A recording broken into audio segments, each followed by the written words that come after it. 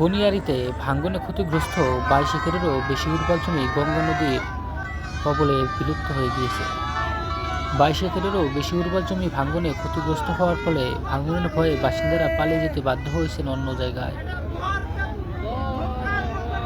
সহদেই বুজুর্গ ব্লক এলাকায় নয়াগাঁও পশ্চিম পঞ্চায়েতের 13 নম্বর গনিয়ারি ওয়ার্ড ভাঙ্গনে সম্পূর্ণরূপে বিধ্বস্ত হয়েছে। গ্রামে মাত্র কয়েকটি বাড়ি এখন অবশিষ্ট রয়েছে। সমস্ত উর্বর জমি গঙ্গা নদী গ্রাস করেছে। গত 2 মাসে ভাঙ্গনে গনিয়ারি গ্রাম নিশ্চিহ্ন হয়ে গিয়েছে প্রায়।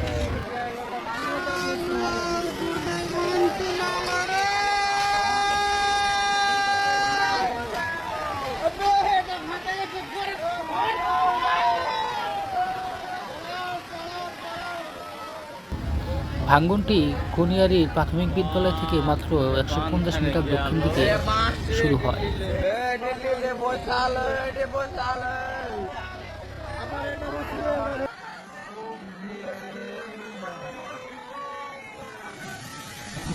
ইতিমধ্যে বালুয়ার টোলার কপাল রায়ের বাড়ি, যা এই গ্রামের শেষ বাড়ি, ভাঙ্গনে ক্ষতিগ্রস্ত হচ্ছে। এই বাড়িটি নদী ভাঙ্গনে গেলে তাহলে হয়তো এই গনিয়ারি গ্রামের আর কোনো বাড়ি অবশিষ্ট থাকবে না।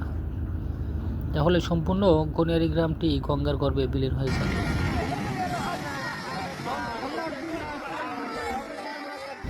পূর্ব দিকে ঠাকুরাইয়ের বাড়ি ভাঙ্গনে ক্ষতিগ্রস্ত হচ্ছে। পরিস্থিতি এমন যে 1 থেকে 2 দিনের মধ্যে এই সমস্ত বাড়ি গঙ্গা নদীতে ডুবে যাবে। ইতিমধ্যে হাজার হাজার সবুজ গাছ লাগিয়ে এবং লক্ষ লক্ষ টাকা জিও ব্যাগ রেখে ভাঙ্গন বন্ধ করার দুর্যোগ বিভাগের প্রচেষ্টা ব্যর্থ হয়েছে। তবে তারা সঠিকভাবে তাদের জিও ব্যাগগুলো ফেললে হয়তো এই ভাঙ্গন রোধ করা যেত। আর তারা যে সঠিকভাবে কাজ করছে না তার বাস্তব উদাহরণ হচ্ছে এখন বর্তমানে গনিয়ারিতে কিন্তু ভাঙ্গন কিছুটা কম এবং এখানে পানির স্রোত অনেকটা কমে গিয়েছে, কিন্তু তবুও কিন্তু সরকার কর্তৃক কোনো প্রকার কাজ করছে না। তারা শত শত জিও ব্যাগ উপরে ফেলে রেখেছে, কিন্তু তারা এখানে কোনো প্রকার কাজ করতেছে না। এটি কেবল একটি আনুষ্ঠানিকতা এবং সরকারি তহবিলের অপব্যবহার ছিল মাত্র। দেখুন এই ব্যাগগুলোতে রাতের ভেতরে কী পরিমাণে ভাঙা থাকে এবং কতটা জায়গা থেকে সঠিক মতো জমি হয়ে যাচ্ছে, সেটা কিন্তু খুবই ভয়াবহ আকার ধারণ করছে ব্যাগগুলো। আর এইভাবে ভাঙলে কিন্তু একদম নিচ্ছিন্ন হয়ে যাবে।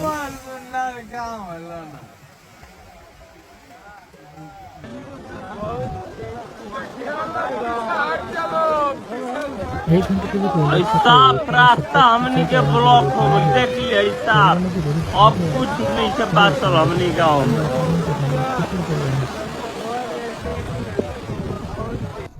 এটি কেবল একটি আনুষ্ঠানিকতা এবং সরকারি তহবিলের অপব্যবহার ছিল মাত্র। স্থানীয় বাসিন্দা বিকাশ কুমার, ওয়ার্ড সদস্য মিথিলেশ রায়, ওয়াদাই পাসওয়ান, গোলু কুমার, মিসেস সিংহানি এবং অর্জুন রায় জানিয়েছেন যে গঙ্গা নদী যা আগে 7 কিলোমিটার দূরে ছিল এখন কাছাকাছি চলে এসেছে। তদুপরি 22 একরেরও বেশি উর্বর জমি ভাঙ্গনে হারিয়ে গেছে। গঙ্গা নদীর উর্বর জমির স্থান নিয়েছে, তবে গঙ্গা নদীর ওপারে দক্ষিণে জমি ক্ষয় হচ্ছে প্রচুর পরিমাণে। এর ফলে বাসিন্দারা এখন গঙ্গা নদীর দক্ষিণ পাশে বিকল্প কৃষিকাজের বিকল্প করছে।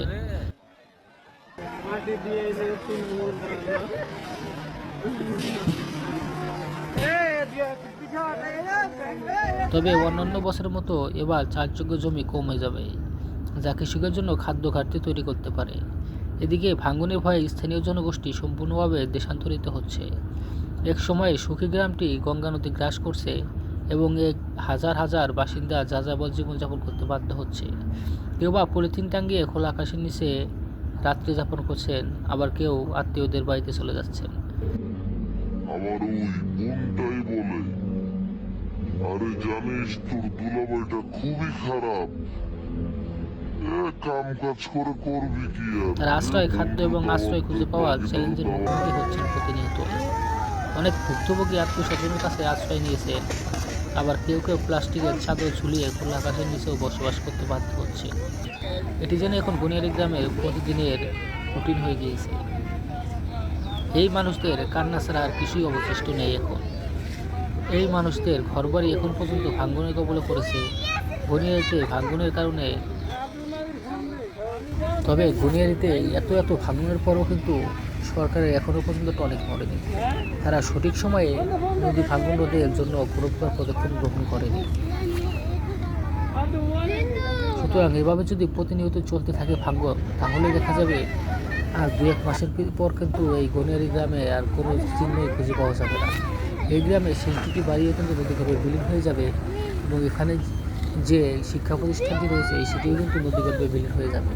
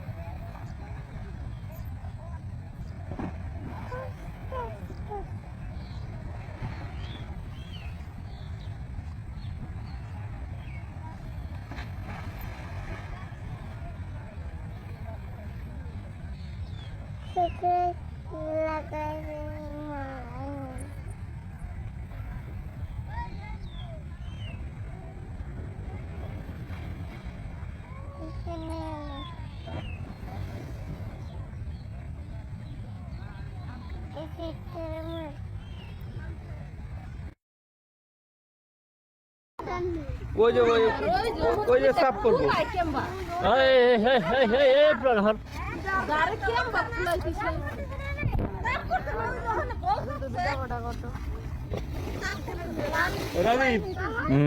সাপটা কিন্তু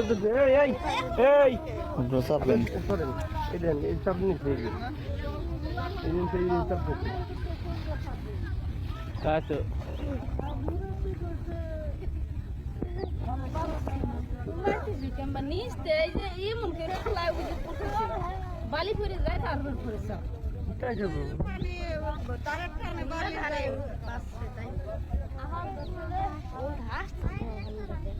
আইছে কি না আমি তো দিই